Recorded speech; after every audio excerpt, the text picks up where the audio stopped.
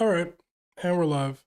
Today, I'm going to be going over all of the moves that have been happening in free agency and the trade market since NBA free agency opened up yesterday. Yesterday, I went over a lot of the stuff that had been happening leading up to the start of free agency, as well as the first hour of moves. So I'm just going to pick up where I left off right there. Okay, so bada bing, bada boom. We over on Bleacher Report. I got my man Jokic up here in the corner with me. Let's go. All right, so yesterday I talked about everything below here, and so I'm just gonna keep going. Jeff Green resigns with the Rockets. I almost forgot that he was on this team because he barely was playing for them really, but Uncle Jeff is pretty much like in that just old head stage of his career where he's just staying on a team to be the old head on the team for the most part. We got this massive extension that the Grizzlies gave Jaren Jackson Jr. 5 years, $240 million for Jaren Jackson Jr. Real quick, I'm gonna see did Jaren Jackson actually win DPOY any of those years that he was close to getting it? I wanna say no, right? Because if he did, he'd be getting the Supermax, right? Basketball reference, where you at? Here we are. Yeah.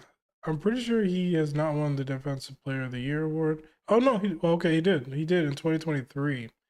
Okay. I knew that he was close a couple times. He was runner up last year and then fifth place for it in 2022. Okay.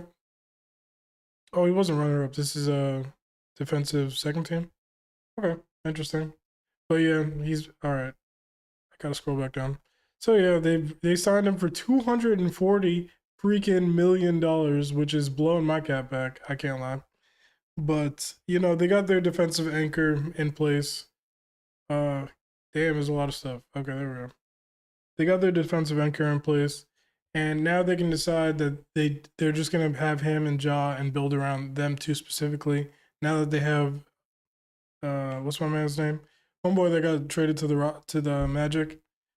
Now that he's off the team, they can have more flexibility to build around these two. Kind of not dissimilar to a different team that we're going to talk about pretty soon, whose hat I have on right now. Okay. As you can see, I got my Nuggets hat today, as I damn well should. We got Santi Aldama re-signing with the Grizzlies. I also thought that another team that he could have potentially signed with would be the Raptors. He just has that kind of feel, and plus he also had kind of the Raptors coach is a former coach for the Grizzlies, and he worked personally with Santi Aldama a lot. But good for the Grizzlies to get him back. We got Paul Reed re-signing with the Pistons. This seems like the only free agent that the Pistons had that they actually re-signed. Seems like they're gonna lose Malik Beasley to jail. Tim Hardaway Jr. We're gonna talk about him in a second, and Dennis Schroeder. We're gonna talk about him in a second. You know what I'm saying? So it's looking all that progress. They banking on internal improvement. Clearly, the Grizzlies signed Cam Spencer. Okay, I'm pretty sure this is the dude that was playing for the Warriors last year. Solid pickup. Can't be mad at that. Probably going to take up some of Luke Kennard's minutes. Dorian Finney-Smith with signs with the Rockets, which I didn't see this coming at all. I thought that he was probably going to opt into his contract because it was a little bit more than what the MLE was, the full MLE. But I understand him opting out and then signing a longer term deal at the end of the day, especially if it's only $1 million or $2 million less than what it was before. So makes sense. The Rockets, they get back another wing defender to kind of replace the role that Dylan Brooks had on the team. So can't be mad at that. Lakers, where you at? Where you at, Lakers? Here you are. Jake LaRavia signs with the Lakers on a 2-year deal worth $12 million. That's good value right there. Young 23-year-old man can play a couple different positions. Cut to the basket, shoot a little bit. You know what I'm saying? Decent defense. Can't be mad at the signing. But the Lakers need to make some more moves if they really want to be in contention next year. Trey Jones resigns with the Bulls. I didn't think he was going to resign with them, to be quite honest. I thought he might sign with like Kings or Suns, one of these other teams that are in need of some point guard help and depth. But I'm not mad at him being back on the Bulls.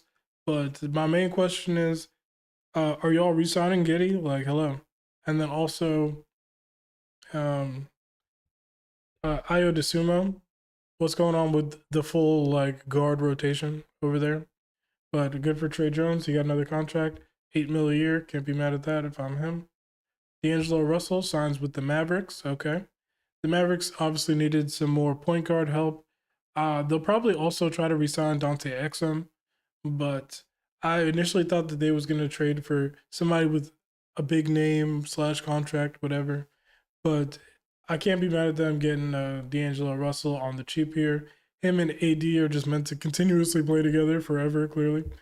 And on 13 million for 2 years, like you can't beat that. Hopefully D'Lo comes out and plays really well for the Mavericks because he just be getting traded everywhere and has not really found a home, even though the Nets were his home at one point. Continuing on.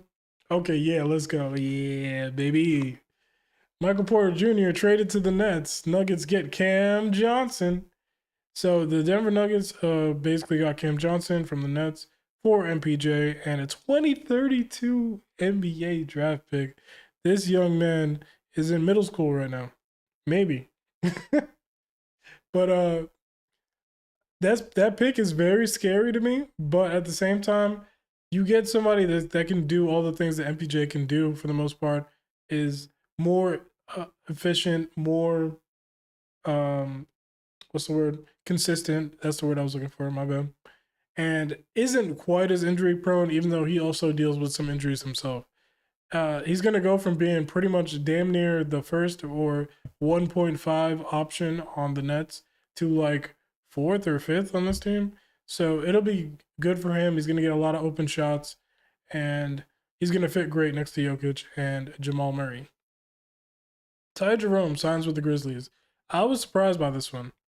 I was surprised, but then I thought about it a little bit more, and I'm actually not that surprised because the Cavs could have resigned him. They could have resigned him, but they're already in the second apron, and if they had any hopes of at some point getting below that level, it'll be hard if you adding on this guy for what probably would have been a contract even more than this number that he signed right here, 3 years, 28 million. So it makes sense in a way for them to let him walk, even though they re-signed Sam Merrill. Let me know what you think about that part. Do you think that it was wise to let this guy walk and keep Sam Merrill, or you think that Sam Merrill is going to fill the position that Ty Jerome did, where he almost finished with the sixth man of the year? So good pickup for the Grizzlies also. They're going to have guard minutes to go around now with Desmond Bane. I just remembered his name out of the picture. So Ty Jerome, Cole Anthony, and KCP, that's a really good combination of different guards that you could throw out there and play alongside John Morant and make a difference on this team. So good job on the Grizzlies getting him. Kevin Porter Jr. resigns with the Bucks. 2 years, 11 million. Could he have gotten a little bit more than this potentially? So I was kind of thinking maybe he'd end up going to a different team that would throw just like a little bit more at him. But good to see him back on the Bucks. He's probably like, I'm with the organization that's rocking with me right now. I got my checkered past, so let me not rock the boat and try someplace different for like a little bit more bread when I could just be locked in, secure here, and have a role on this team, pretty much for sure. Next up, we got Dennis Schroeder signing with the Kings. My man is going to play for every NBA team at some point. But Dennis Schroeder, this is a huge blow to the Pistons, in my opinion. They are going to have Jaden Ivey coming back this year, but Dennis Schroeder was just that guy, and especially in the Knicks series, that was a good difference maker, or he would change up the pace and groove of things when Cade went to the bench, or if Cade was playing off ball for a little bit. I really liked the role that he played on the Pistons, and with the Kings, I'm trying to think right now. So it's him, it's Zach LaVine, it's DeMar DeRozan right now, Sabonis, and Keegan Murray, I guess. Malik Monk, Malik Monk. Malik Monk coming off the bench. So they also don't. They have Drew Eubanks as their backup center now. This isn't really moving me as far as the Kings are concerned. You know what I'm saying? But as far as Dennis Schroeder himself is concerned, it doesn't say right here, but he got 3 years, 45 million. Salute to this man. You know, uh, the King journeyman himself. Hopefully, he can find a spot that he could just chill at and be happy. Because he got traded like what 3 times last year. He started on the Nets, went to the Warriors, went to the Pistons, and now he's going back. Yo, all that going east west. Oh my god, yo. But now he's going back to the Bay Area with Sacramento. Can't be mad at that for Dennis Schroeder. For the Kings, to be determined, you know. Bruce Brown signs with the Nuggets. Yes, sir.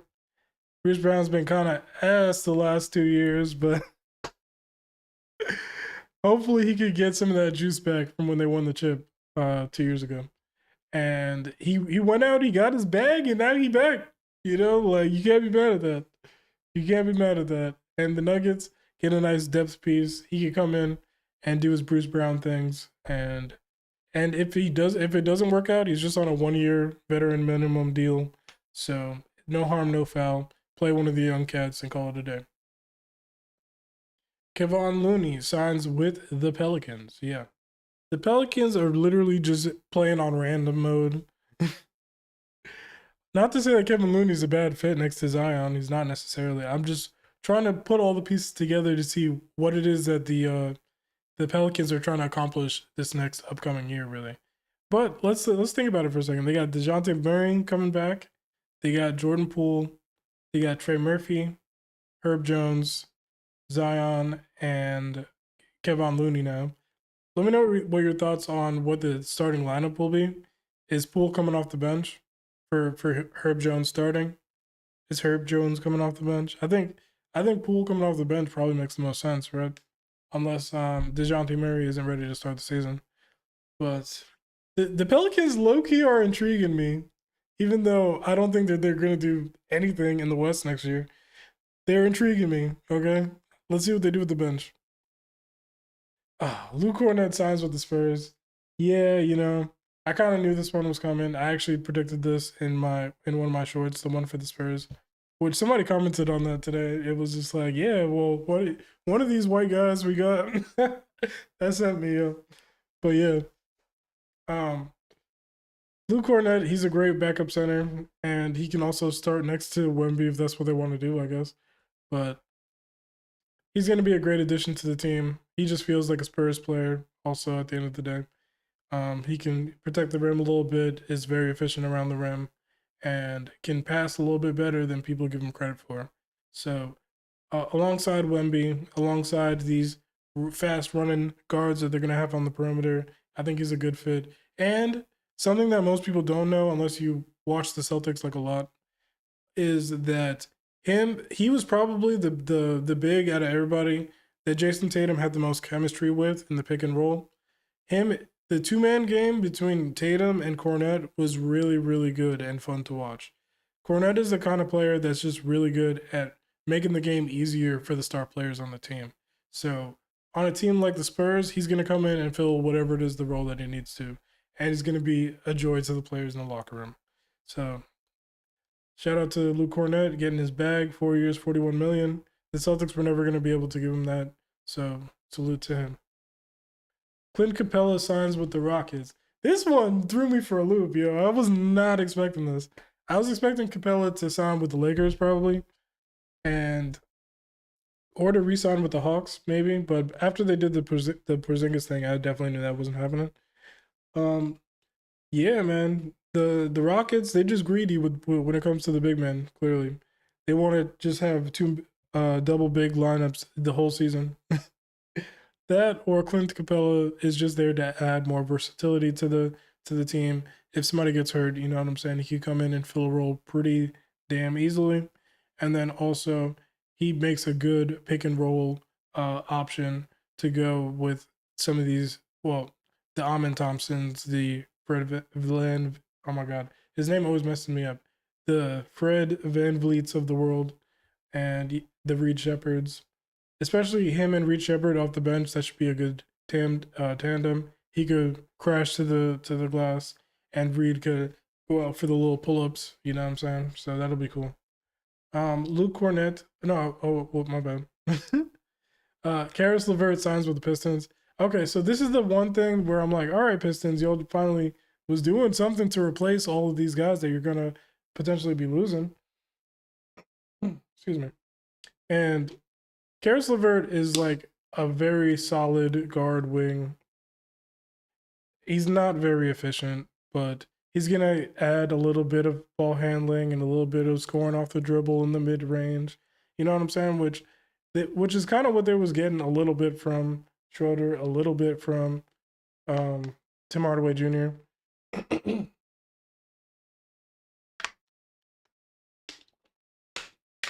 So yeah, not too bad. 2 years, 29 million. It's a little bit of money, but hey, I don't think that's nothing too crazy.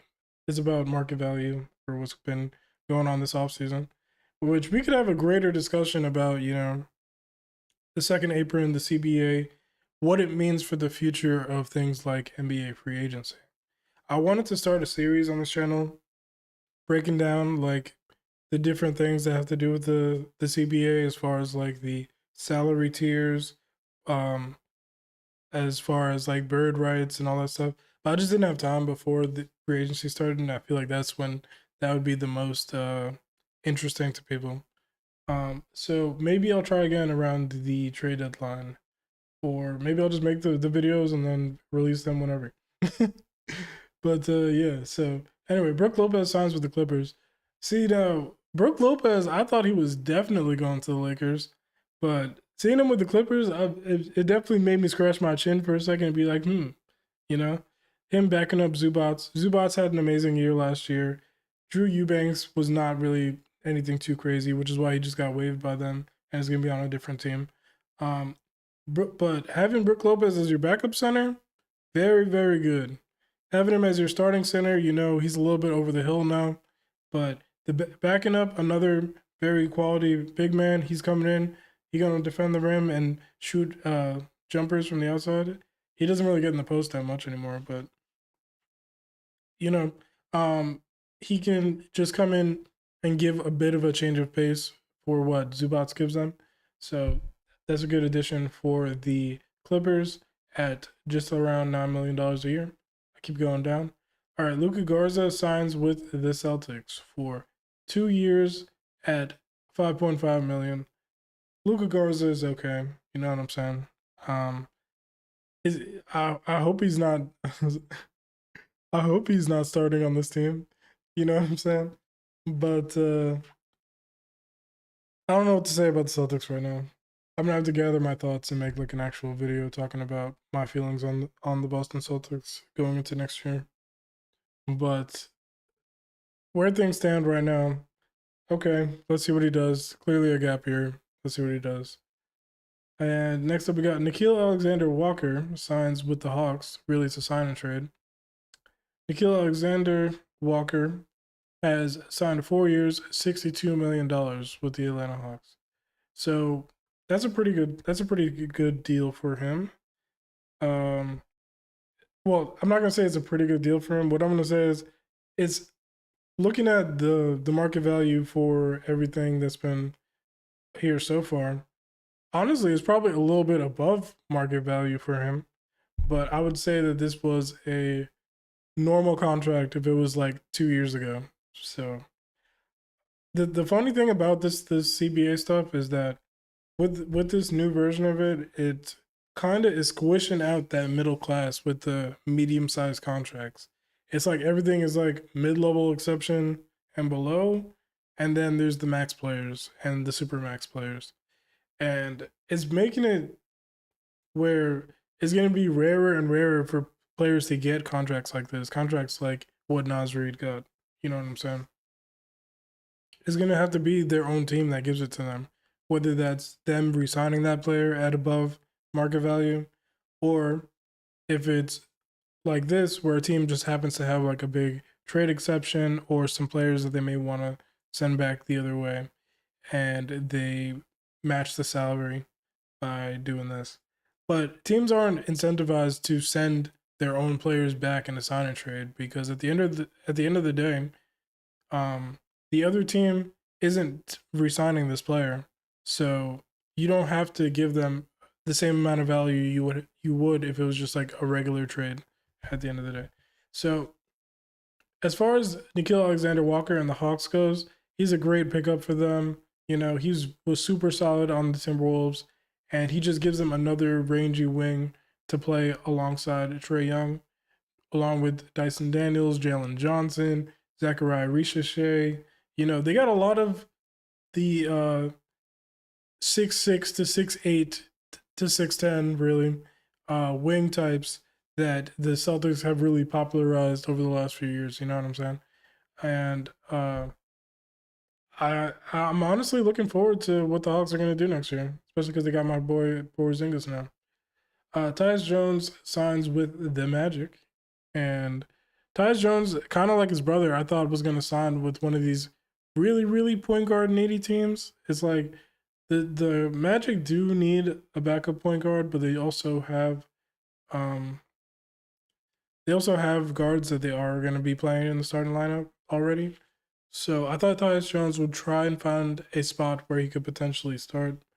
But this is probably a nice little prove it year for him where he can potentially get back up to that status if he balls out crazy for the Magic. And as far as the Magic are concerned, they're just building, you know. They're building a good team around Franz and Paolo, and they're just gonna add what they need to and keep keep the internal improvement going. You know what I'm saying? So I really like what they've done so far. Although I'm a little bit wary of the amount of picks that they gave up for Desmond Bain. But outside of that, Magic, y'all been doing real good.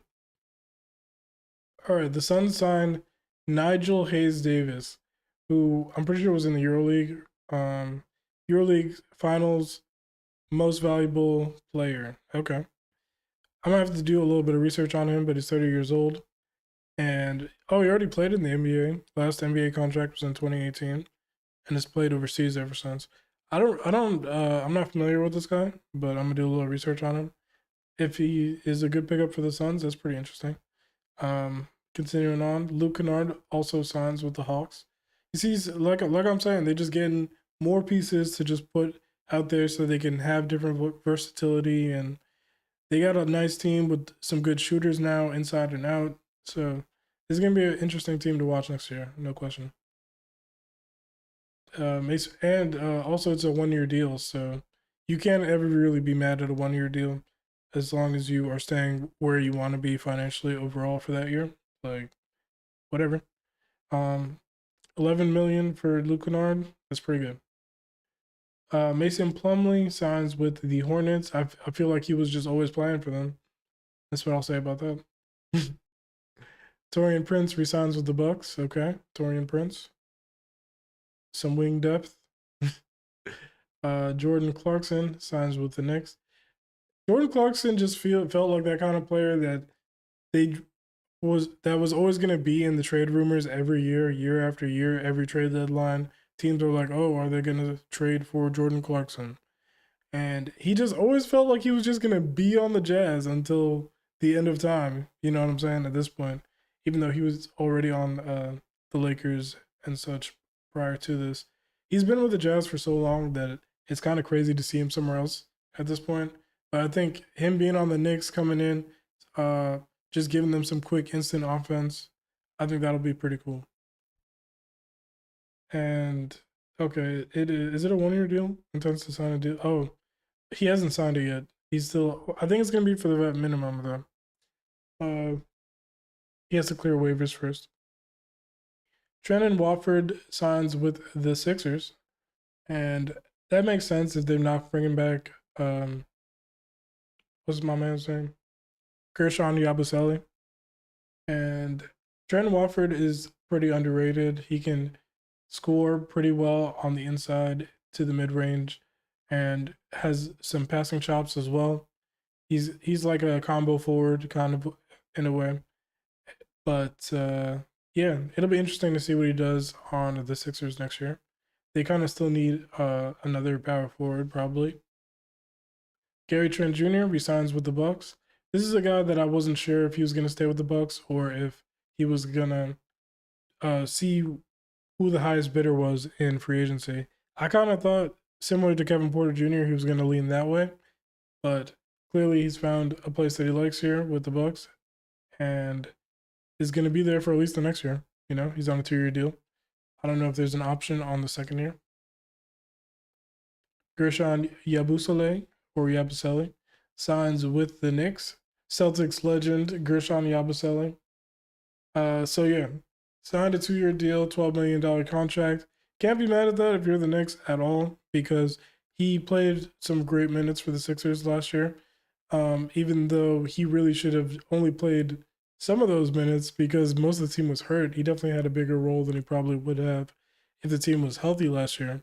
But in that time, he got to prove himself and show that not just what he was doing in the Olympics on Team France, that kind of is what gave him that spotlight for him to come back to the NBA. But then he came back in the NBA and he showed, like, nah, I belong here, which is great. I hope he has a long rest of his career and a good year coming up with the Knicks. Miles Turner signs with the Bucks. Okay, this blew my cap back earlier because I was like, my brain is not braining right now.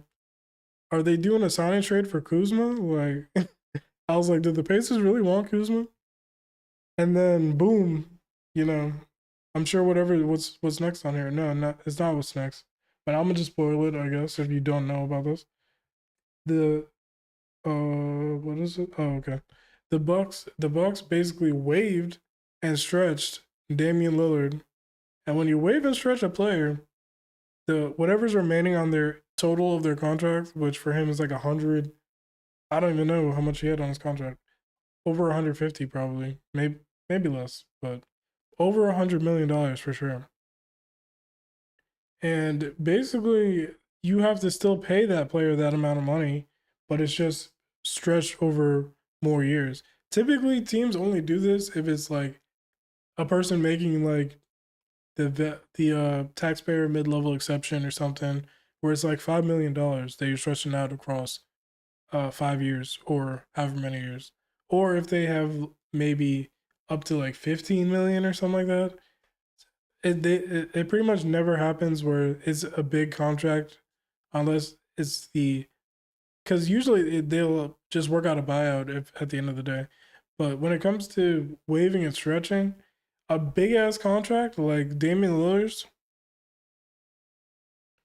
I don't know, boy, because that's a whole quality player on your team who's not going to exist on your team because you're taking up $22.5 million of cap space when it's already so limited. You know what I'm saying? Only 2, 3 teams even had any cap space at all this offseason to begin with. You know what I'm saying? So yeah. But as far as Miles Turner signing with the Bucks, they give him 4 years, 107 million. 4 years, 107 million. Is Miles Turner worth that much? I would say in normal times, yeah, honestly. But with the current status of the way that the NBA is when it comes to salary and stuff, I don't think that this plus what it took to get him is worthwhile for them. If it ends up keeping Giannis, maybe then hey, that's maybe all that they really wanted. But at the end of the day, I feel like if the team isn't good enough, Giannis is not going to stay anyway. And does Miles Turner make the Pacers good enough? Not the Pacers. Does Miles Turner make the Bucks good enough to be a real contender next year? Is he enough to replace Damian Lillard if Damian Lillard was on the team and playing? I can't say yes to that. And I don't know how they're going to add another player like that. So for Miles Turner, good for him. He got his bag. After all the years of, oh, is he gonna get traded to the Celtics? Is he gonna go to the Lakers? Is he gonna yada yada yada? He wants it. He wanted to resign with them, and they didn't give him the money, and then he ends up signing somewhere else. Ridiculous, yeah, it's crazy. But shout out to Miles Turner. Get your Lego on, I guess. Next up, we got Jonas Valanciunas traded to the Nuggets. Yes, sir. Yes, sir. All I'll say is shout out legend DeAndre Jordan, but I'm not mad at him not being on this team anymore. They could resign him again and have him play, backup. But being the primary backup to Jokic, this is the best primary backup Jokic has had. Since what? Nurkic was on the team when he initially started taking Nurkic's starting role. But yeah, Jonas Valanciunas, very solid backup center. He could start for some teams in the NBA, but yeah, can't be mad at that. The Celtics, the Nuggets are really building something. Gary Harris signs with the Bucks. Yeah, I never really thought that the Magic were gonna pick up his team option, and he's been kind of sorry since he left the Nuggets. So he could be a hit or miss on the Bucks. That's what I'll say. He'll definitely get some minutes, especially because they traded Pat Connaughton. Oh, speaking of which, Pat Connaughton traded to the Hornets. Milwaukee Bucks reportedly traded Pat Connaughton and second round picks, two of them I'm pretty sure, and yeah, 2031 and 2032 to the Hornets in exchange for Vasily Micic, according to ESPN's Shams Charania. I saw somewhere that Vasily Micic is gonna like pretty much give up the rest of his contract and go back to Europe. So if that happens, I guess you got off of his $8 million or whatever it is. But you also had to give up 2 second-round picks, and the Bucks barely have picks at all. So it's like first round or second round. So it's like you giving up 2 picks just to get off this guy's contract, just so that you can. If this may have also played a part into them signing Miles Turner. So it's like, yo, y'all for real bending over backwards and doing somersaults to get Miles Turner at this point, because you giving up second round picks, you waving and stretching 100 plus $1 million contracts. You know, you better hope that Giannis stays, man. That's all I really got to say about that. And with the Hornets, they said, yeah, give us them 2 picks.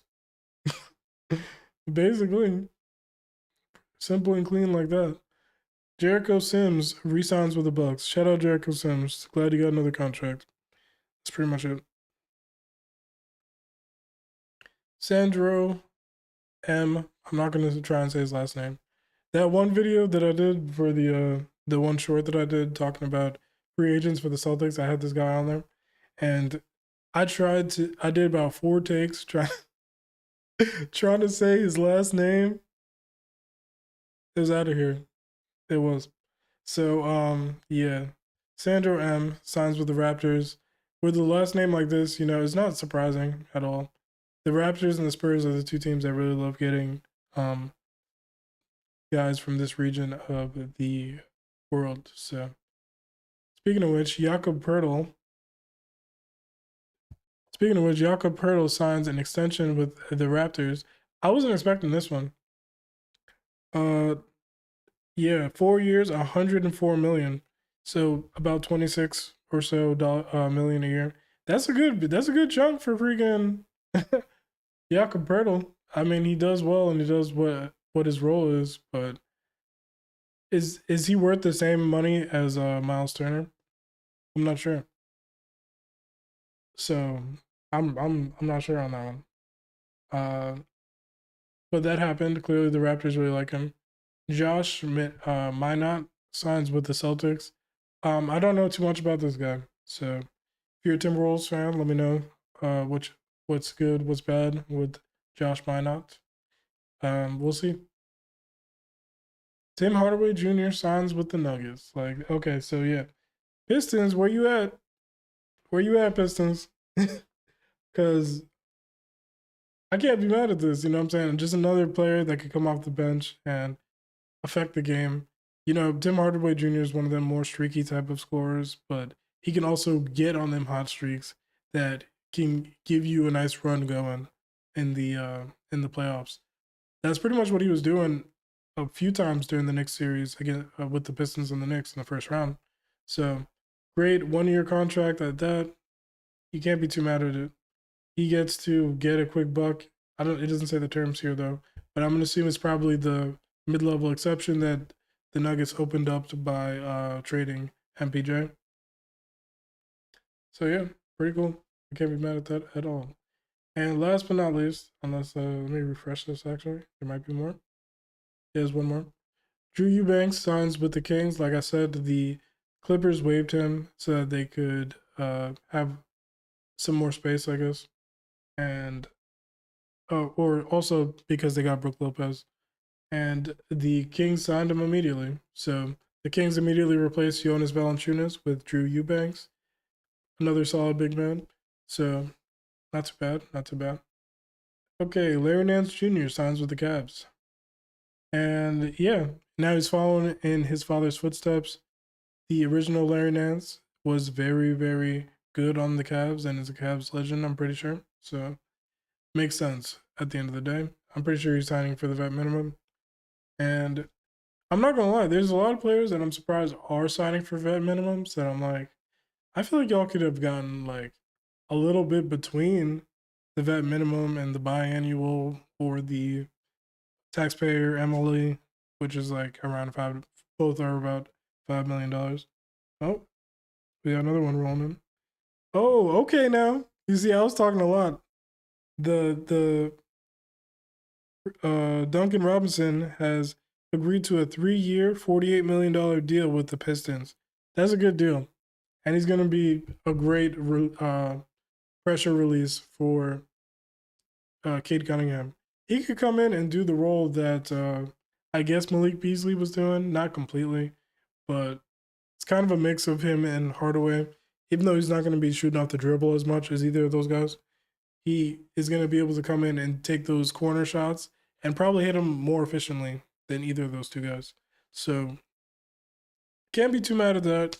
You know what I'm saying? Got him on a good market value deal, and Donovan Mitchell. Donovan Mitchell. Duncan Robinson gets a fresh start, you know what I'm saying, on a team that's got some juice going. So that's pretty cool. I like that for the Pistons. What are y'all doing? Are y'all about to pick up Damian Lillard? Damian Lillard reportedly is elated, so he gets to decide wherever he wants to go. What team do you think he should go to? Oh, okay. Detroit is trading Simone Fontecchio to Miami to acquire Duncan Robinson in a sign and trade. That's cool. Shout out Simone Fontecchio. I'm pretty sure I had him as a trade target for somebody else this week. I think it was the Clippers. But yeah, him on the Heat also makes sense. Another team that likes people with foreign names. So yeah. And with that being said, you know what I'm saying? Like the video, subscribe. Thank you for hanging out with me for a little bit. And shout out NBA Free Agency. It's been fun. And let's keep it going.